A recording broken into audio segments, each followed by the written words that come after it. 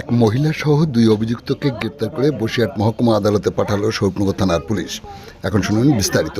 গতকাল সন্ধ্যার পরপরই পদ্মবিলাস সীমান্ত এলাকা পাতারবিড়ি বাংলাদেশে পাচার করার আগে এক মহিলাকে বিএসএফের কর্তব্যরত জওয়ানরা আটক করে। ওই মহিলাকে স্বরূপনগর থানার পুলিশের হাতে তুলে দেয় বিএসএফের জওয়ানরা। পুলিশ তাকে গ্রেপ্তার করে।